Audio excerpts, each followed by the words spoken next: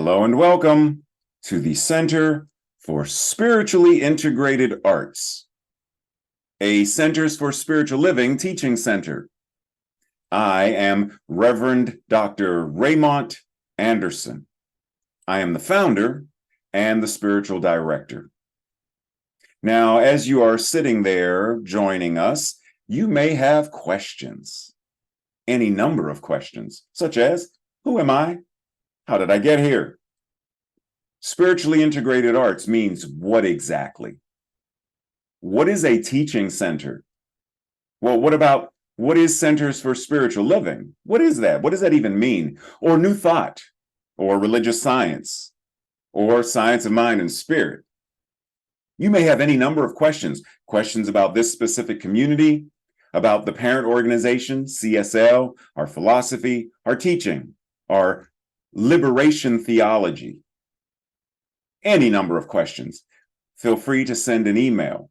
We look forward to connecting more and building our virtual community, our global community. And if you haven't connected yet on social media, feel free to do so. This is your invitation now. Also, did you know that all of our Sunday messages are archived on our YouTube channel? You can watch it anytime. Now, questions about anything, such as becoming a member. What does that mean? What does membership entail? And if you live somewhere far and already belong to a spiritual community, can you be a member of more than one? The simple answer is yes, you can. Just like you can shop at more than one grocery store, you can attend or be a member of more than one gym. We are building beloved community. So you can do both. You can be a member of both. You can be involved with both. That's what being in spiritual community means. So we welcome you. We invite you. We are so appreciative that you have found this community and that you have joined us today. We bless you. We love you. We welcome you. Live long and prosper. Sit back, relax, and enjoy the rest of our Sunday message. Love you. Connect with you soon. Blessings.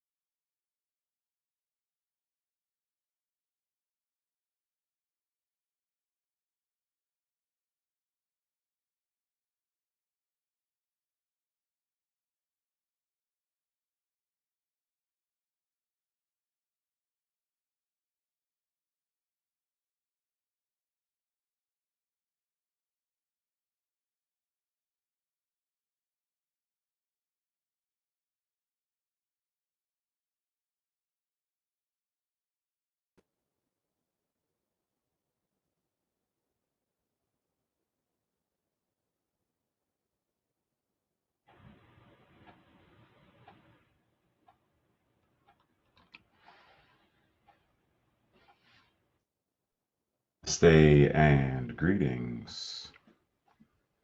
It's getting closer to the end of the year. We're already at that halfway point of November. And so today we continue our conversation about this idea of life-affirming abundance. And today we are talking about loaves and fishes. Now, if you don't know where that reference comes from, it's a biblical reference of how Jesus fed the multitudes. So, during this season of harvest, this season of gathering unto us what we have planted, quote unquote, this season of this opportunity and invitation by the holy day, the holiday of Thanksgiving, we have this opportunity, this invitation to explore what it means to not have faith in God, but to have the faith of God. And in having the faith of God, we get to move beyond the sense of the belief in certain aspects of lack, limitation, and scarcity. Because yes, there are the factual things regarding, right? There's a limitation to my insides and outsides. There's a boundary called skin. There's a specific limitation to what the organs do and don't do. So we understand that there are certain elements of lack, limitation, and scarcity that are factual. But in terms of the absolute and in terms of the truth of and about ourselves, we get to move beyond that belief, that consciousness. And in so doing, what we are therefore doing is realizing and recognizing the plenitude of the universe, the plenitude of the divine. And that plenitude is the truth about us. So, as I mentioned, there's the example, the title, Jesus feeding the multitudes with only 5 loaves and 2 fishes, 1 burger, and 3 French fries. And Jesus fed the multitudes from this. But how? How is this possible? Now, whether we look at this as a historical event, a factual event, a metaphysical or metaphorical or allegorical demonstration, really doesn't matter. Because even in a fable, there is truth. Even in a work of fiction, there is truth. So, for example, Star Wars. Is that a documentary? No. But we understand that when Yoda spoke to Luke and said, "Judge me by my size, do you? As well you should not. For my ally is the Force, and a powerful ally it is." In those few tiny phrases, there is a profound truth. So let us not be swayed into believing that, well, just because the story of Jesus is made up or fictional, as some would say, doesn't matter in the least. The fact of the matter is, there is truth in that. This symbolic individual will, for the sake of conversation, this individual represents the embodiment of God as source, God as supply. And that this thing we call God, the source, the universe, is ever providing itself, ever giving of itself, for itself, to itself, always. So what does that mean for us? Well, it means our invitation is to restore or begin to develop an innocent, life-affirming faith, a childlike, life-affirming faith. And we're going to talk about exactly what I mean by that, as well as a deep thankfulness and thanksgiving. We can have a grand rising, knowing miracles, we're going to talk about that, truly happen in our lives, and we can celebrate with abundance. Celebrate as abundance. Breathe. So let's dive into several of these concepts more in depth. But let us begin first with a clarification point. Unless I otherwise state it, anytime that I just say faith, abundance, supply, embodiment, anytime I just say those words, unless I say otherwise, I am always referring to life affirming expressions and life affirming experiences of those words. Okay? And let us begin. So, God as source and supply is ever giving and ever providing. We gather that, right? Well, we understand that. Well, actually, let's go back for a second because we might not. What I want to point out is it is easy to anthropomorphize this idea of giving and providing.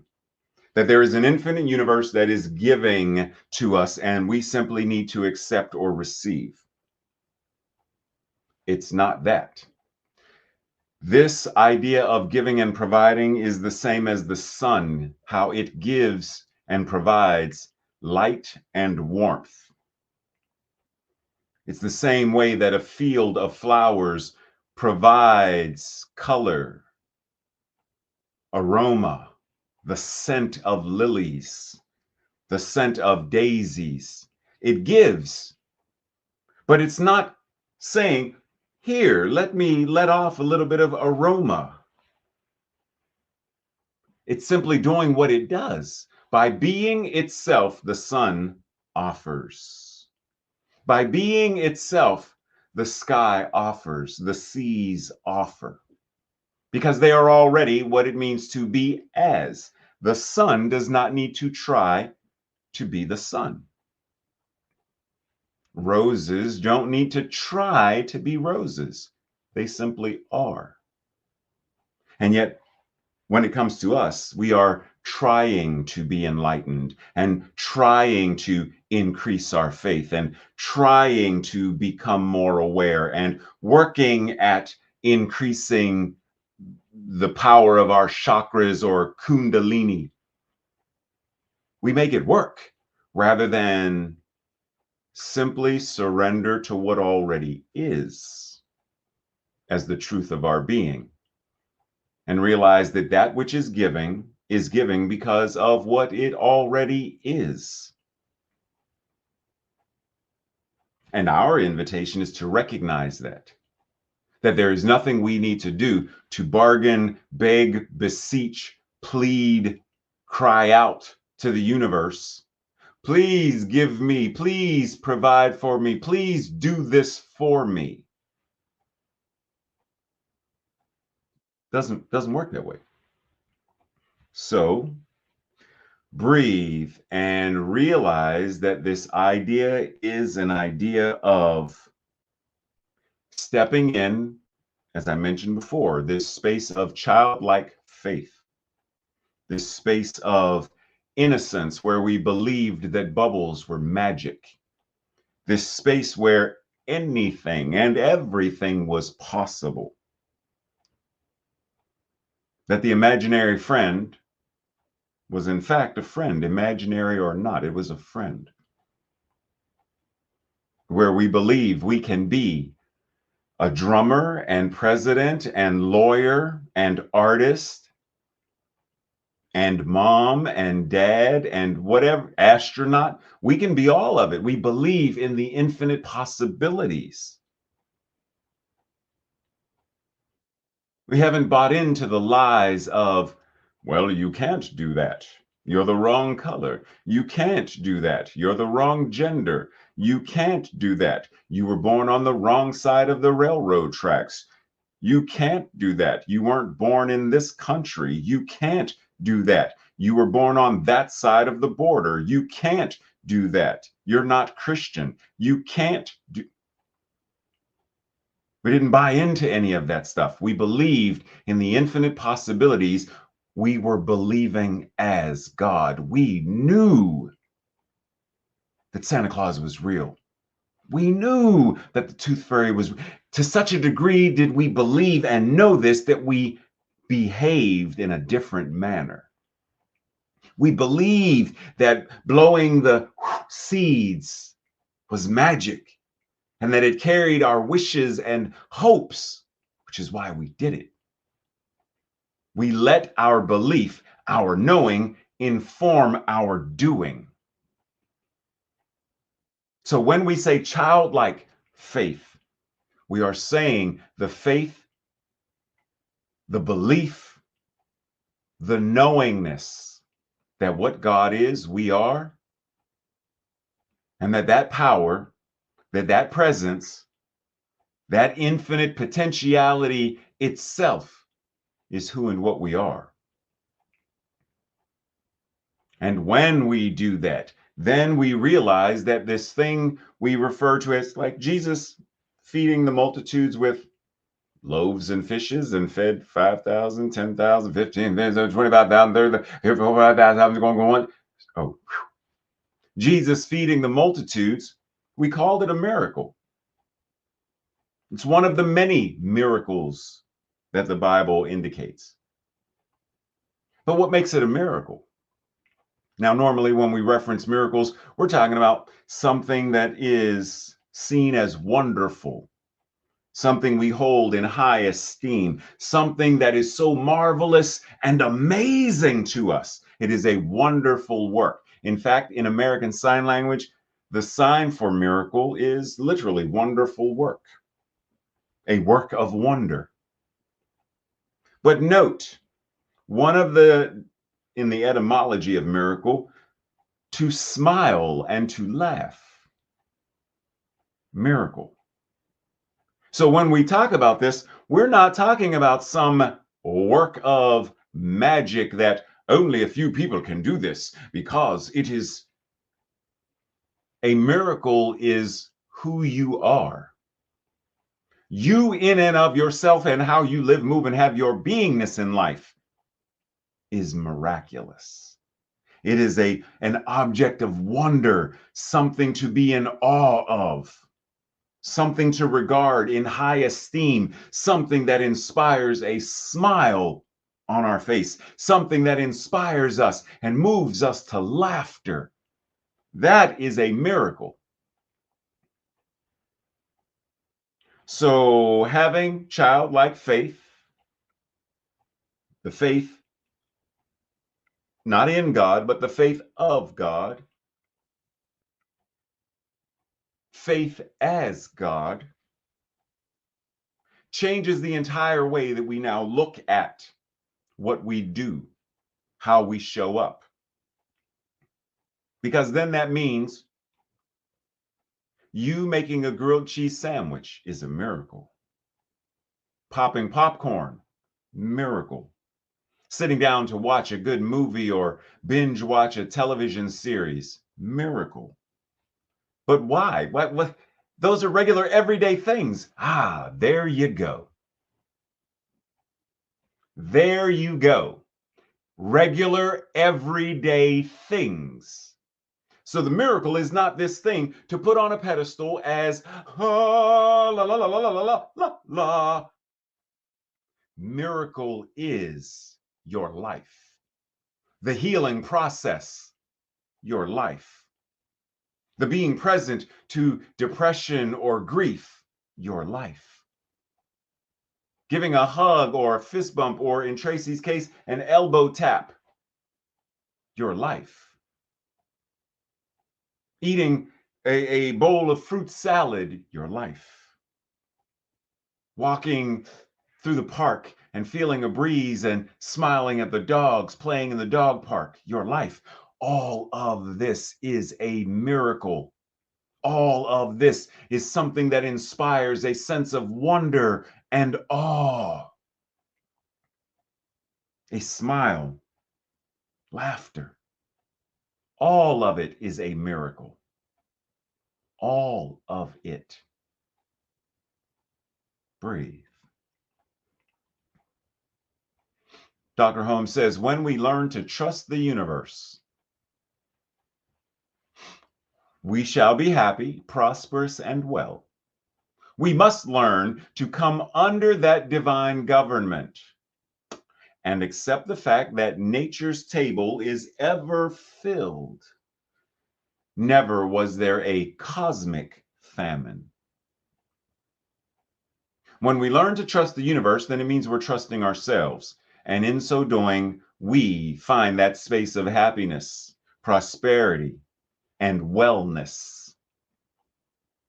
We must learn to come under that divine government of divine stewardship and divine authority that gives us the ability to live, move, and have our beingness in alignment with principle and spiritual law. And in that space of awareness and consciousness, we realize that because there is and has never been a cosmic famine, then we have the power to make sure that there is no earthly, physical famine.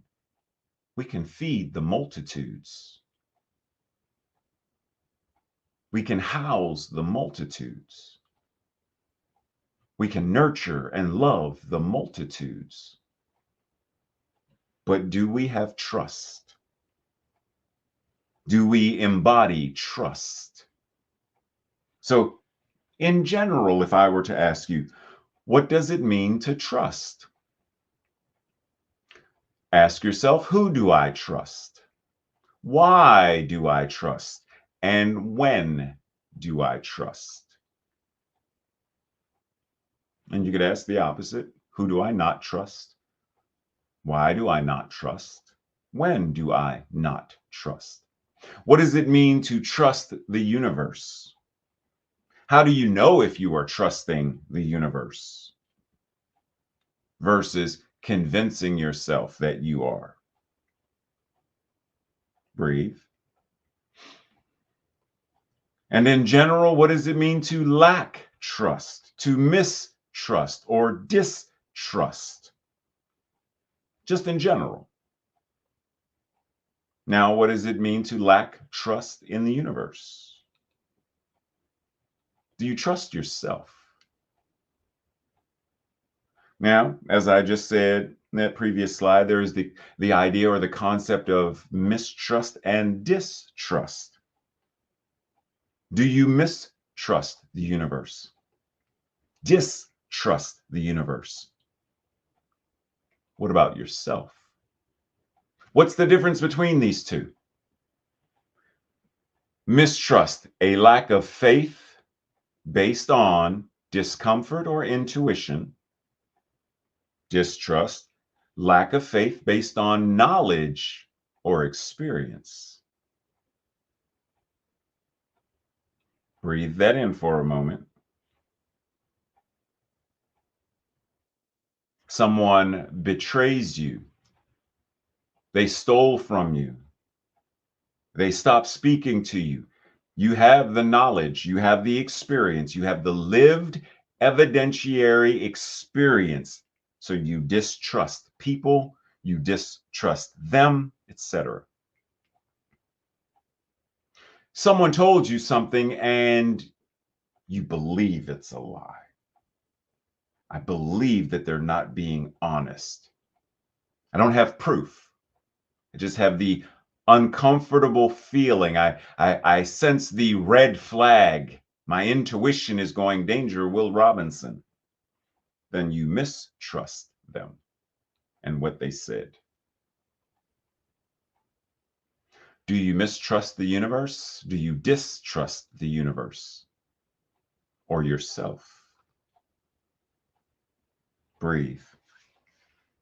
And if so, why so? Why do you miss or distrust trust the universe.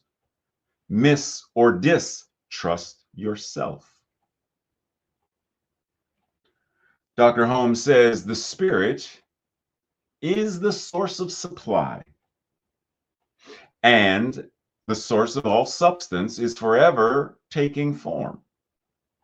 Our supply is never limited to any particular channel. All possibilities of the infinite, all the possibilities of the infinite being, normally I would have capitalized infinite, but so it threw me for a second. All the possibilities of the infinite being exist for us right now. There never can be any less.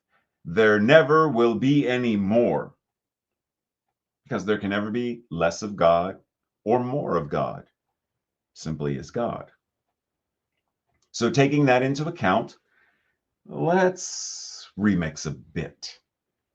Spirit is the source of supply because it is the source of what we call supply. It is infinite substance forever taking form, forever manifesting. Our supply in the absolute is never limited to any particular channel, and all the possibilities of the infinite being exist for us right now.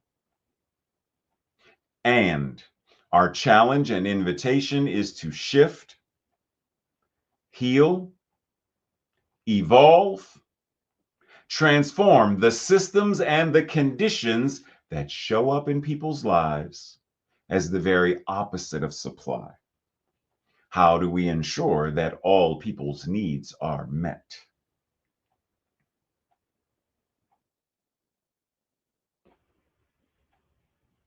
Because if we are not ensuring that, if we are not living from that, and we are, I got mine, you get yours, what's in your consciousness, then one, that is not Science of Mind and Spirit 4.0, and that is spiritual immaturity, spiritual irresponsibility, and depending on how it's being expressed, spiritual terrorism, spiritual trauma. So, if we are going to take this in and have childlike faith as God, then we realize that there is possibility to create a world that works for all. And in the world that works for all of the people are fed unless they choose not to eat. All of the people are safe. That means we have to change the systems that create food deserts. We have to change the systems and legislation that enable anybody anywhere to be able to get a gun with such ease. We have to change the systems so that this truth is readily available to all.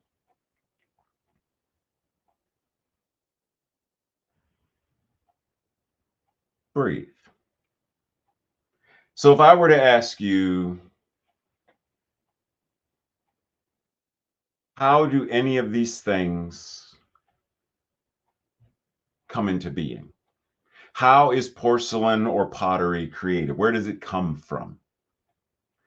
Food that you eat for a meal, where does it come from? All of the characters and stories in Marvel, where did they come from? Jewelry of any kind, where does it come from? Why does it look the way that it looks?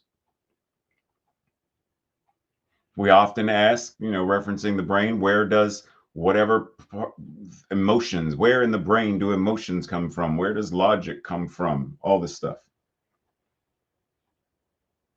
And normally, under a lot of circumstances, we would say, well, the pottery comes from the potter, the food comes from the chef, or even it comes from a garden, or the artist, they're the ones that created the characters and the stories. And yet, the jeweler, and yet, yes. And yet, even before that, there is the space that is beyond the space of infinite mystery, where all of these things come from.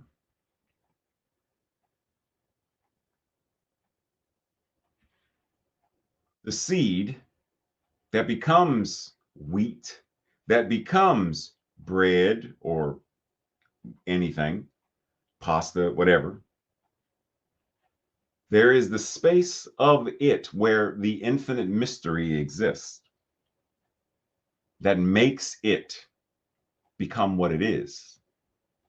There is the space of infinite possibilities before the jeweler crafts the design that becomes the necklace.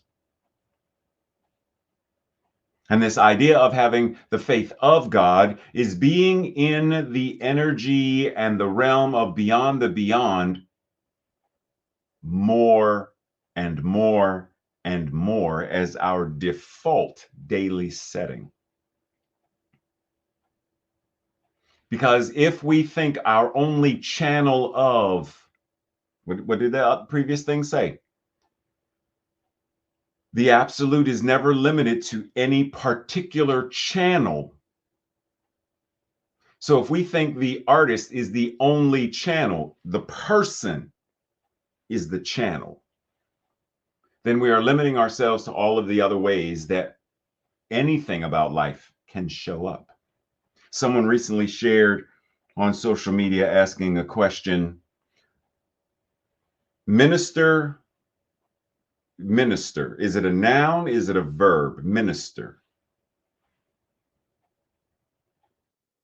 And I responded to the Facebook post and said, minister as noun or verb. Well, it's both and, because one, a minister is someone who, noun, who ministers, verb. So is it a verb or a noun? It's a noun that verbs. And in the space of beyond the beyond, we realize that minister is even beyond that title, to where a nurse can minister to another patient or to another nurse or minister to a doctor. To administer, someone in administration, they are ministering. Now, they may not be thinking of it related to the etymology of that word, but nonetheless, it's what they're doing. So, how are you invited to step in the space of the mystery, the space of the infinite, the invisible mystery, that space where all things, there is only one mind, and that mind is God, and that mind is your mind right now. That infinite space of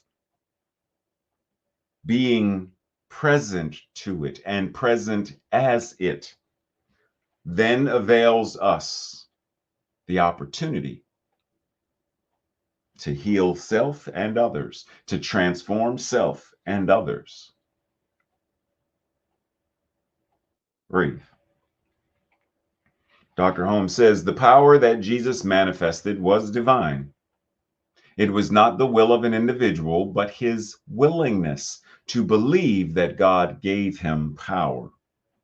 It was not a concentration of spiritual forces that Jesus exercised, but rather a childlike and implicit faith in the reality of the Spirit in human affairs. How does that land with you? What does that feel like? What does it sound like? Now, there are a couple of things in there, but gave him power. Yeah. That's why we're going to remix it. The power that Yeshua embodied was that of the divine. It was his realization that his will and God's will were the same, and that his willingness to act upon the truth of this awareness that gave him the power that we point to and call miracles. He did not practice a concentration of spiritual forces, but rather a childlike faith that was both implicit and explicit, and as such, it demonstrated the reality of the Spirit expressing in human affairs. What he embodied was, once again, whether factual or fiction. He serves as a symbolic representation, just like Luke Skywalker, Clark Kent, Peter Parker. It is the embodiment of. And when we embody, what we are doing is recognizing that what it is not, it's no longer outside of us. It is us. To embody is to be a living, moving, breathing representation of. A bodhisattva is the embodiment of enlightenment and healing and compassion. They're not pulling it from somewhere. They're not renting it from somewhere. They're not borrowing it from somewhere. They are being it. So if we want to transform our lives, heal our lives, have the divine showing up in demonstrable ways in our human affairs, whatever that means, then we must embody. We must be a living, moving, breathing beingness of the divine.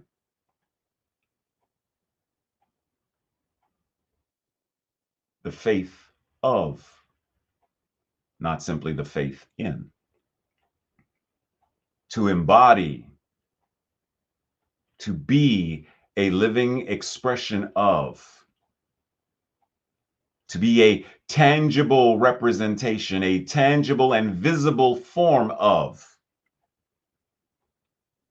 to express, to be the expression of.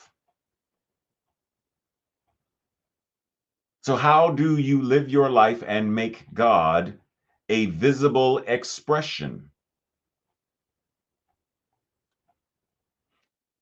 Without even needing to say, yes, I'm a licensed practitioner of religious science. I am an ordained minister of religious science. I attend a center for spiritual living, or without needing to say it, how do you show up as it? I study the science of mind and spirit. How do you show up as it without needing to say it? How do you embody the divine and express it in your regular, everyday, miraculous life? How is the divine personified as you, incarnated as you, manifested and expressed as you? How do you set the example and model what it means to be the divine in human form? Breathe. Wayne Dyer says abundance is not something we acquire. It is something we tune into. Now, we could say any variety of words instead of abundance. Health is not something we acquire. Love is not something we acquire. Liberation is not something we acquire. It is something we tune into, which means it is already existing. And we put ourselves in a resonant frequency through whatever it is, whatever our spiritual practice, we get in alignment with what already is the truth. So we become both a receiving station and a broadcasting station. Now, where are we receiving from? The infinite and absolute, which is right where you are. Where do you receive your inner dialogue? Where is it coming from? When you close your mouth and think in your mind, what is your name? Where is that coming from? Now, you probably heard it in your own voice. Where are you receiving your dreams from, your inspiration from? Between me and God, there is no between. So we are receiving it from the very truth of our being, not receiving it from some heaven out there. We believe that heaven is within us and that we experience it to the degree that we become conscious of it. That is our declaration of principle. That is what we believe. We say we believe that. Do we live like we believe that? Are we modeling that we believe that? So yes, we are receiving it from the truth of who and what we are, and we are broadcasting it from the truth of who and what we are. So when Matthew 7:7 says, ask and it shall be given you, seek and ye shall find, knock and it shall be opened unto you. What is this really saying to us? Because if I'm asking, who am I asking? If I'm seeking, where, oh, where shall I find the divine? Oh, where is it at? I've looked and looked at mountain tops and what? So when you ask for what you want and what you need, by your communication, by all of your mental equivalents, your thoughts, your communication, your emotions, your feelings, your actions, your behavior, you increase the potentiality that whatever that is you are asking for, whatever that is you need, you are increasing the potentiality that it will manifest. And when you seek what you want and need rather than sitting by waiting, you increase the possibilities that you will experience what you desire and what you deserve. The possibility becomes a probability. And that then becomes an inevitability. So think of it this way. What are you asking? How are you asking? You are asking in terms of what you are thinking and believing, what you are communicating and saying, what you are feeling and emoting, and what you are doing. That is the asking. How you show up is asking because it is communicating something. So if you need more emotional support, how are you asking for what you desire? When you're at a restaurant, you ask for what you want. Excuse me, can I have the check? And we say it politely, can I? As if the server is going to say, no, you cannot have the check. Not until Wednesday. I got to wait 4 days for the check. So what am I supposed to leave and come back? No, you must sit here for 4 days. So we ask.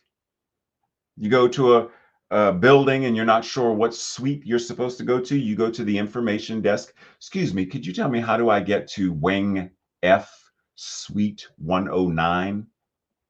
We ask. So what do you want? A world that works for all. Have you asked for it in your mental equivalence? Have you sought it from that space of deep truth within you? What is it that you want? Are you clear on what it is that you desire? Are you clear on your ability to make choices based upon what you desire, what you are seeking, what you are asking for? Every moment of our lives is a moment of choice point. Do I get up at 7 or hit the snooze bar and do 7:05? Do I wear dark jeans or light jeans today? Which superhero t-shirt will I wear? Which top will I wear when I deliver my Sunday message? Which slacks will I wear? The ones that match the black or the ones that match the gold? Choices. Do I say hello to the neighbor or do I duck and avoid? Choices.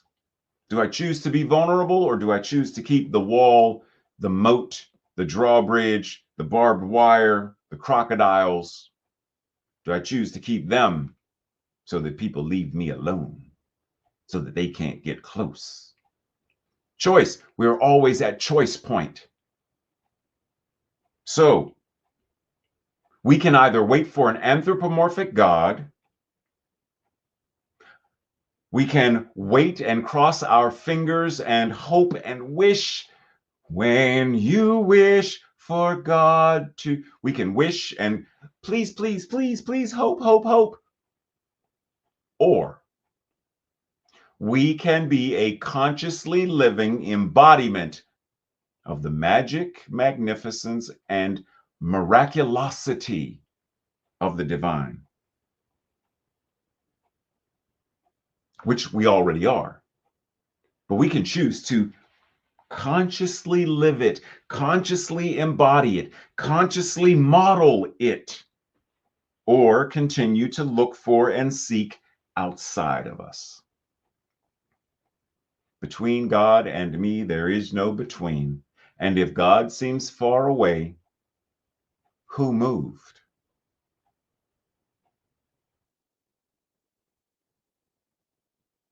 Let that sink in.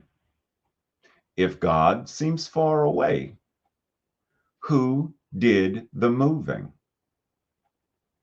Between God and me, there is no between.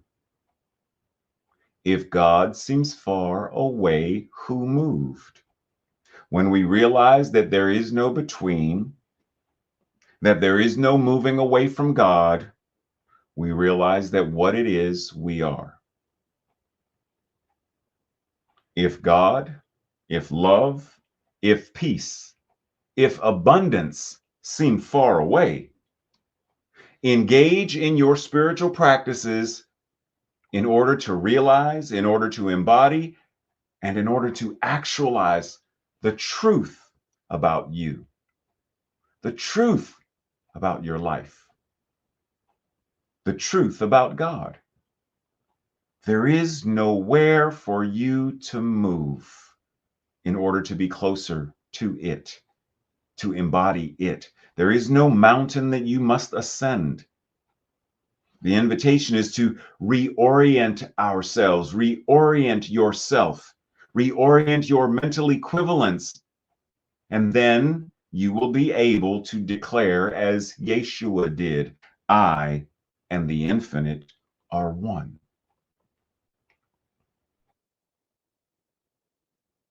The science of mind and spirit as a liberation theology offers us a way to provide for ourselves individually and collectively, precisely because we understand that God is right where each of us is. When we tune into the desired frequency of the universal presence, which is God itself, we increase the possibilities of manifesting, co-creating, attracting, whatever words you use, whatever it is that we desire to experience. Like an artist who must align with their craft in order to create the work of art, right? A violinist doesn't sit down at a piano to play the violin. Align with our craft in order to create the work of art. We make use of all that we are as the divine divinity, being itself as us. Science of mind and spirit is both the study of and the practical embodiment of what God is. This study and embodiment is what we use to guarantee equity, justice, compassion, food security, safety, love, peace, and more as our experiences in a world that works for all. This week's affirmation, our declaration, I will say it first, and if this resonates with you, you are invited to speak it aloud with me on the second go around. God, as the source of all, must be my abundant source and supply. Together, God, as the source of all, must be my abundant source and supply. And so it is. This week's journal questions or Thursday night study group questions. What does walking by faith, not by sight mean to me? It's asking yourself these. What is another way of saying this where sightedness, ableism, is not used? What is an example of when I acted from non-life affirming faith? where I squashed the childlike faith? When was there a time that I acted on faith and intuition and reaped the bounty? And remember what I said earlier at the preface, if I don't specify. So, when was the time that I acted on life affirming faith and intuition and therefore reaped the bounty? And what does childlike faith mean to me? Number 4, what are 2 or 3 examples of the fishes and loaves that I can offer to feed the multitudes? Where from your miraculous storehouse of infinite power and possibility do you have the means to do this?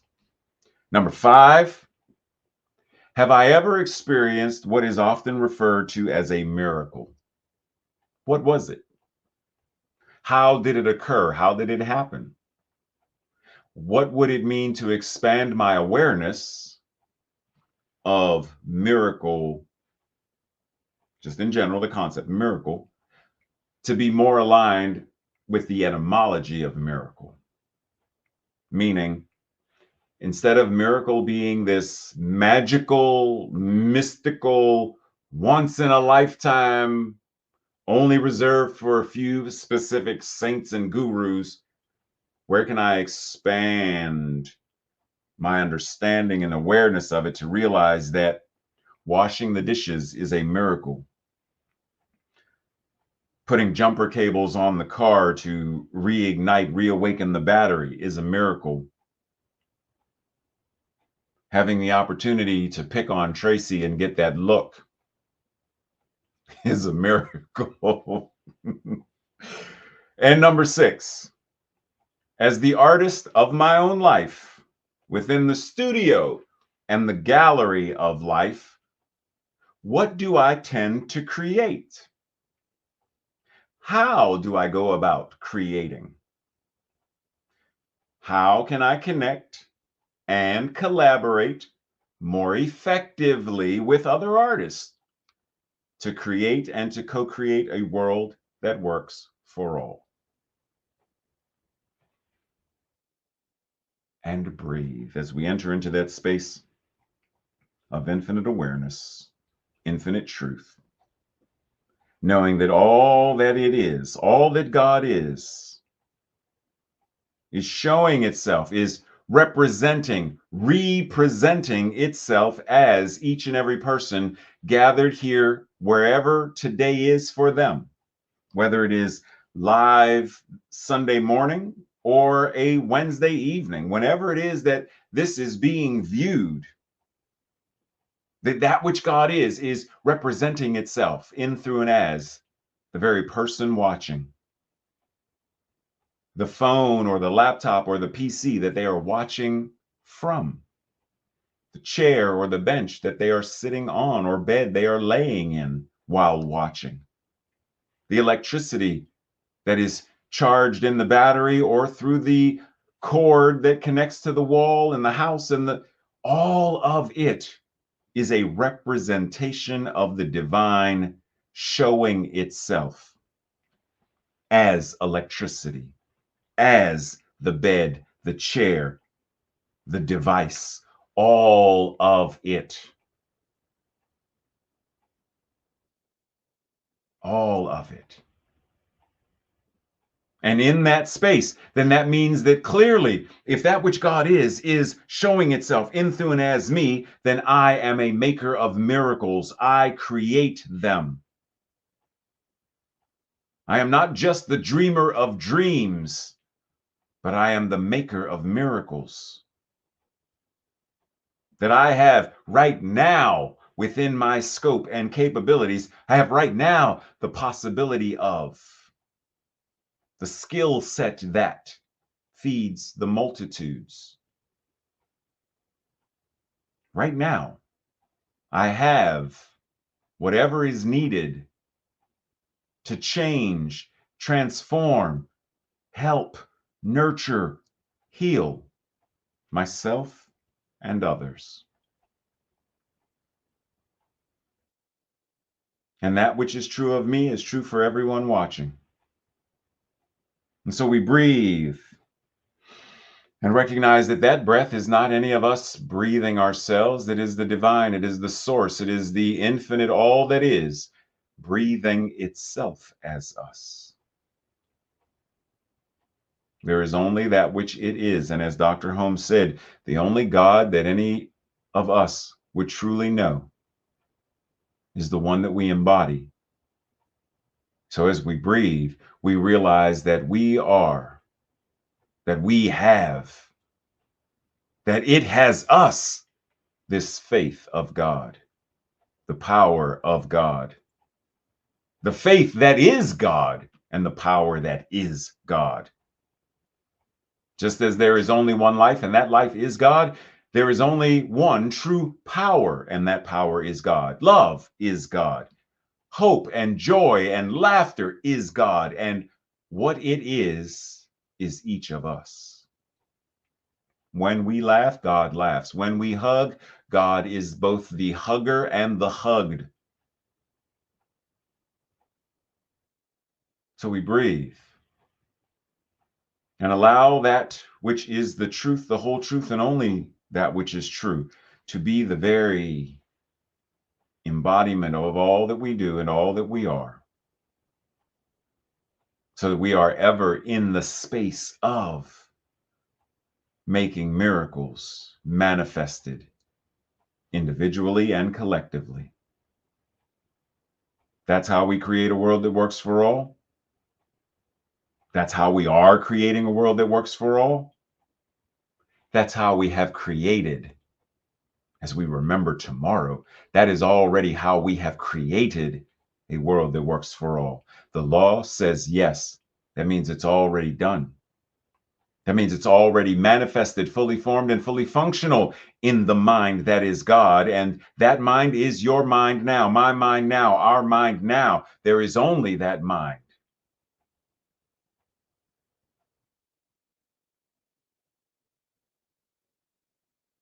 And it is already existing as answered prayer. It is already done. So we embody it, we model it, we express it. Our life is our amen. And so it is. And so it is. Much love and appreciation.